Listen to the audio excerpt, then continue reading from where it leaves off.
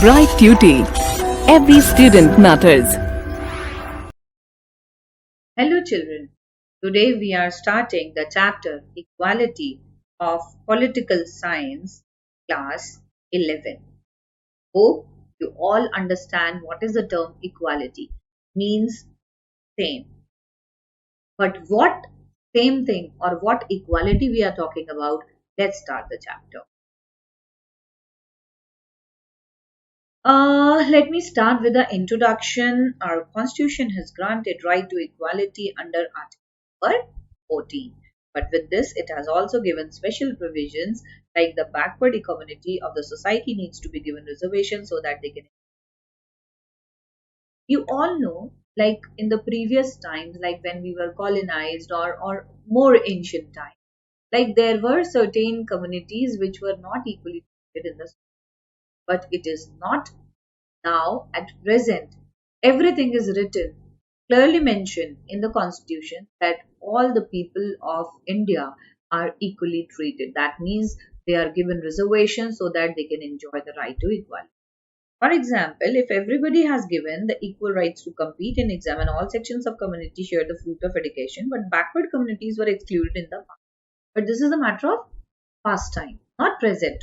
So post-independence, that means after 15th August 1947, India came out with reservations to bring them an equal platform. Now, why does equality matter? You all know, if parents have 2 to 3 children or more than that, even 4 to 5 children at home, so do you think that they treat them unequal?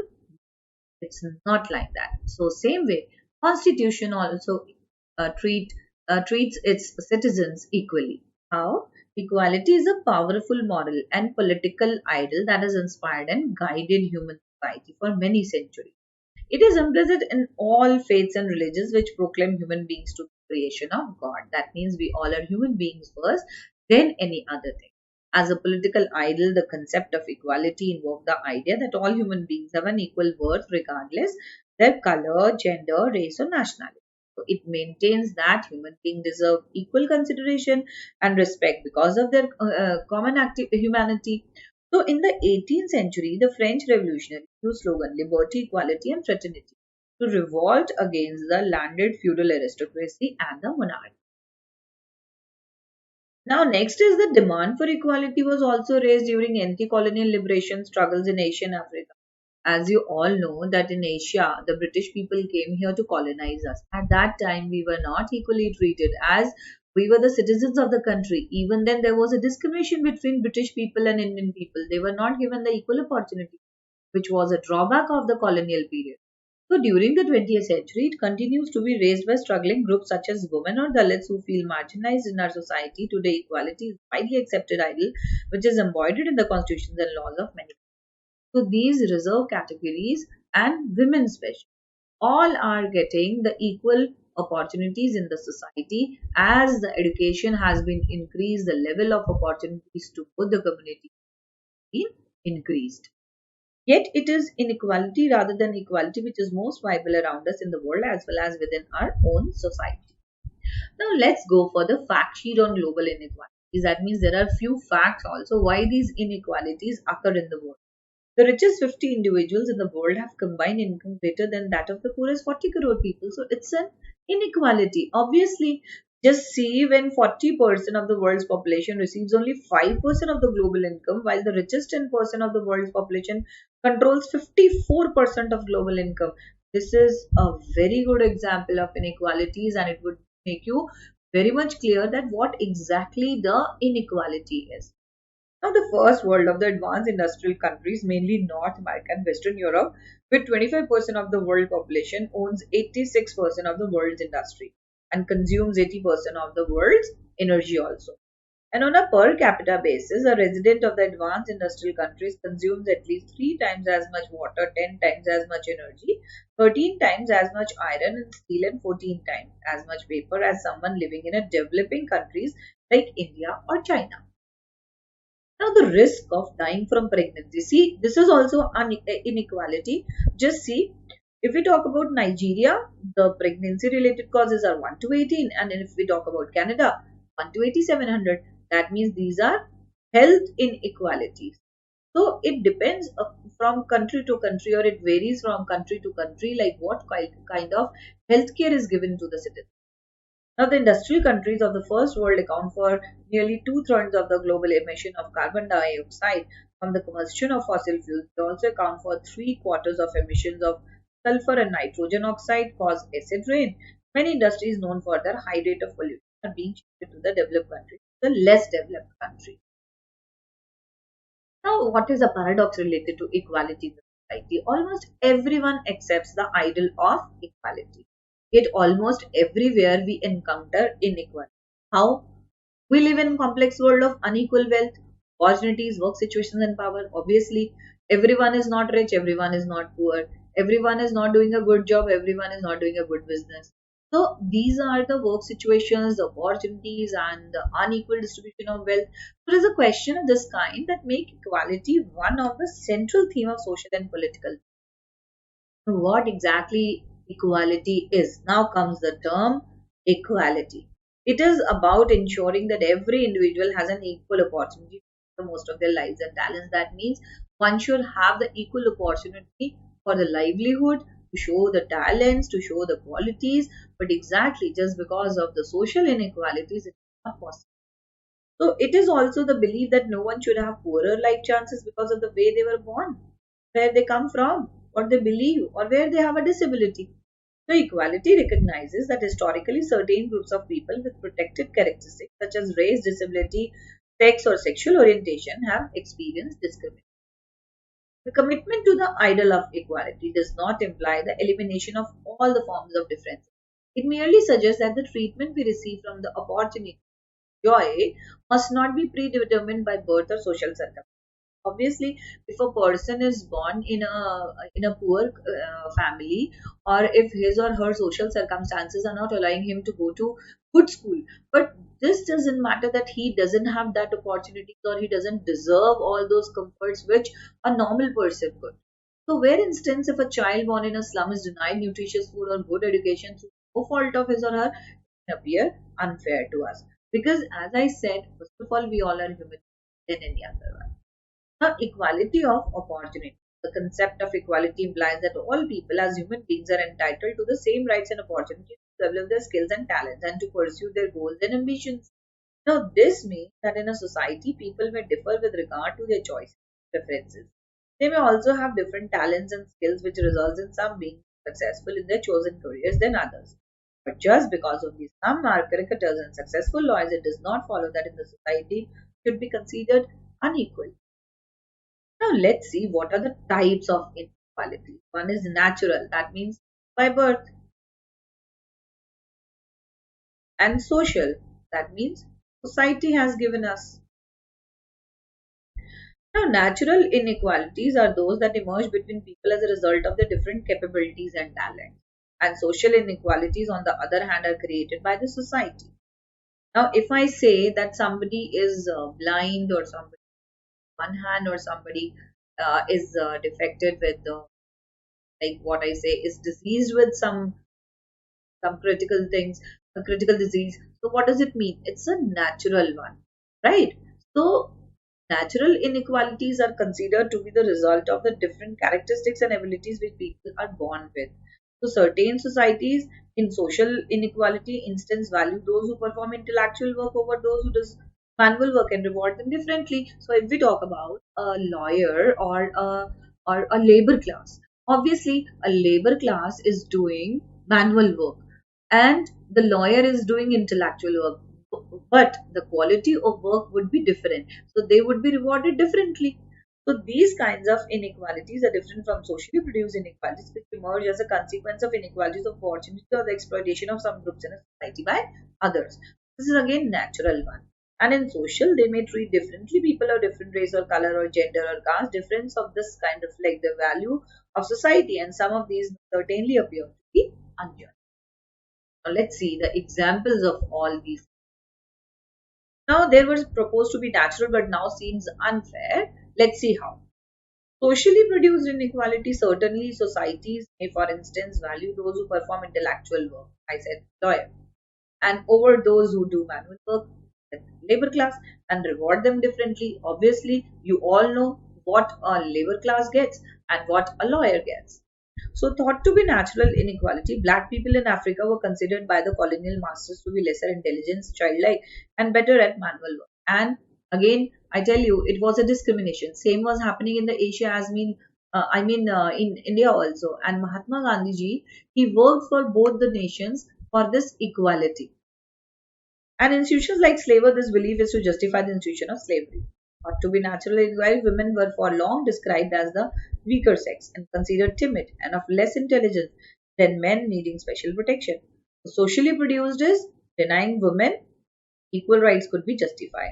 So these complexities make it difficult to use this distinction as a standard by which laws, policies of a society can be assessed. Now, another problem which arises with the idea of natural differences is that some differences which could be considered natural need will no longer be seen in intolerable, unalterable. And for instance, advances in medical science and technologies have helped many disabled to function and effectively in society. So now I would give you some example of blind people or wheelchairs and artificial limbs can help in cases of physical disability. But even a person's looks can be changed with cosmetic surgery also. Okay, let's talk about the famous physicist Stephen Hawking. He can hardly move or speak, but he has made a major contribution to science. And it would seem unjust to most people today if disabled people are denied so necessary help to overcome the effects of these disability or a fair reward for their work on the grounds that they are naturally less capable. So if we help these kind of people, they would definitely come up with their natural abilities. Now let's talk about the three dimensions of equality: political equality, economic equality, social equality. Now let's talk about the political equality. It implies that all citizens should have equal access to similar political. That means right to vote. Everyone who is 18 or above has a right to vote. So they may include the right to vote, contest the elections, to voice one's political opinion, criticize government policies, and to actively participate in governance. That means we all are having equal rights. That means right to vote, or even if we are eligible, we can contest the elections also. And if we want to raise voice against the political opinion, we can raise. And if we want to criticize the government policies, that we could do. Now we have social sites also where we could do all these things and to actively participate in the governance as well. Now, these rights, which are considered necessary to enable citizens to develop themselves and participate in the affairs of the state. Now, we know that considerable inequality can exist even in countries which grant equal rights to citizens. And these inequalities are often the result of differences in the resources and opportunities which are available to the citizens in the social and economic spheres. For this reason, a demand is often made for equal opportunities for a level playing field. Now, next one is social equality. Now, political equality or equality before the law is an important first step in the pursuit of equality, but it often needs to be supplemented by equality of the opportunity. So, while the former is necessary to remove any legal hurdles which might exclude people from a voice in government and deny them access to available social goods, the pursuit of equality requires that people belonging to different groups and communities also have a fair and equal chance to compete for those goods and opportunities. Now, for this, it is necessary to minimize the effects of social and economic inequalities and guarantee certain minimum conditions of life to all the members of the society. Adequate health care, the opportunity for good education, adequate nourishment, and a minimum wage among where equality of opportunity does not exist, a huge pool of potential talent tends to be wasted in IT. Now, in India, a special problem regarding equal opportunity come not just for the lack of facilities, but there are some other also, like the customs, which may prevail in different parts of country among different groups. Women, a very big question. For instance, may not enjoy equal rights for inheritance in some groups. There may be social prohibitions regarding their taking part in certain kinds of activities, or they may even discourage from the obtaining higher education. It is very common practice in India, like women are not equally treated. The state should make policies to prevent discrimination or harassment of women in public areas or employment to provide incentives to open up education or certain professions to women and other measures. Now let's talk about the economic equality. That means, as I told you, the people, those who are working manual work or those who are doing intellectual, there is a dissimilarity. They are not getting the similar amount of money. Now see how. In simple terms, economic equality is about a level a playing field where everyone has the same access to at the simplest level. We would say that economic inequality exists in society if there are significant differences, wealth, property, or income between individuals or classes. Now, how do we measure inequality? At the simplest level, we would say that economic inequality exists in a society. There are significant differences in wealth, property, or income between individuals or classes. Another way could be estimate the number of people who live below the poverty line. Absolute equality of wealth or income has probably never existed in a society. Now, most democracies today try to make equal opportunities available to people in the belief that this would at least give those who have talent and determination the chances to improve their condition. With equal opportunities, inequalities may continue to exist between the individuals, but there is the possibility of improving one's position in society with sufficient effort. Feminism, very common, related to ladies. Feminism is a political doctrine or equal rights for women and feminists are those men and women who believe in the many of the inequalities in the society between men and women are neither natural nor necessary and can be altered, so that both women and men can lead free and equal lives. Now, according to feminists, inequality between men and women in society is a result of patriarchy. That means where the family head is a male person. This term refers to the social, economic, cultural system that values men more than women and give men power over women, where the decision makers in the family are male people. This you might have read in your class 9 or 10. Patriarchy is based on the assumption that men and women are different by nature and that the difference justifies their unequal positions in society. Feminist questions this way of thinking by between sex, that is, biological differences between men or women, and gender, which determines the different roles that men and women in the society. For instance, the biological fact that only women can become pregnant and bear children does not require that only women should look after children that they are born. Both men and women are equally important and equally opportunist to give the upbringing to their children. And feminists show us that much of the inequality between men and women is by the society and not the nature. Patriarchy produces a division of labor by which women are supposed to be responsible for private and domestic matters, while men are responsible for work in public domain. Who made this? Society made it. This is social inequality. Who says that ladies are only meant for the domestic chores? Why don't they go outside to work? And if men are responsible to work in public domain, why not the ladies? So feminists question this distinction by pointing out that the fact most women are also active in the public domain.